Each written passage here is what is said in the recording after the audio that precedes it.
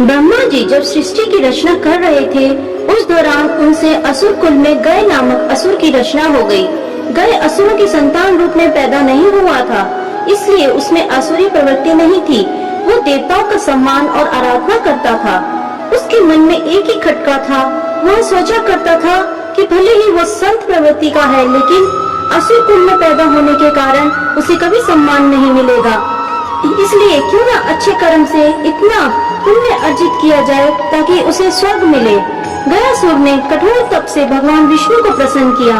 भगवान ने वरदान मांगने को कहा तो गयासुर ने मांगा, आप मेरे शरीर में वास करें, जो मुझे देखे उसके सारे पाप नष्ट हो जाए, वह जीव पुण्य आत्मा हो जाए, उसे स्वर्ग में स्थान मिले। भगवान से वरदान पाकर गयासुर घूम घूम कर लोगों के पाप दूर करने लगा।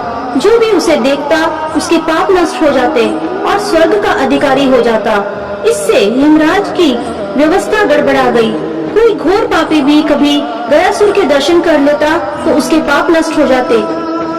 यमराज ने ब्रह्मा जी से कहा कि अगर गयासुर को रोका न गया तो आपका वह विधान समाप्त हो जाएगा जिसमें आपने सभी को उसके कर्म के अनुसार फल भोगने की व्यवस्था दी है। पापी भी गयासुर के प्रभाव से स्वर्ग भोगेंगे। ब्रह्मा ने उपाय निकाला। उन्होंने गयासुर से कहा कि तुम्हारा पीठ सबसे ज्यादा पवित्र है, इसलिए तुम्हारी पीठ पर बैठकर मैं सभी देवताओं के साथ यज्ञ करूंगा। उसकी पीठ पर यज्ञ होगा, यह सुनकर गय सहर्ष तैयार हो गया।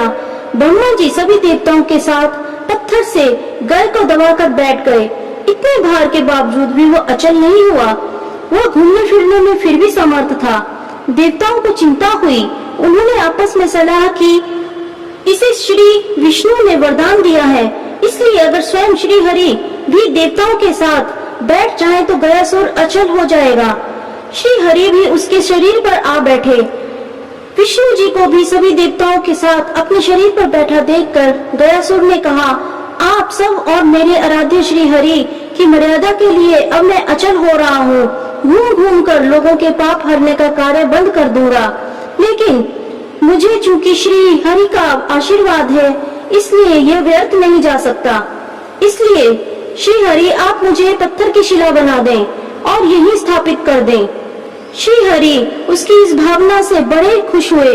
उन्होंने कहा, गए अगर तुम्हारी कोई और इच्छा हो तो मुझसे वरदान के रूप में मांग लो।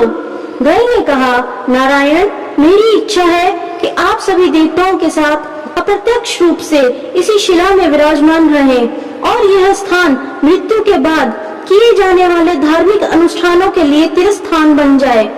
श्री विष्णु ने कहा, गए तुम धन्य हो, तुमने लोगों के जीवित अवस्था में भी कल्याण का वरदान मांगा और मृत्यु के बाद भी मृत आत्माओं के कल्याण के लिए वरदान मांग रहे हो। तुम्हारी इसी कल्याणकारी भावना से हम सब बंध गए हैं।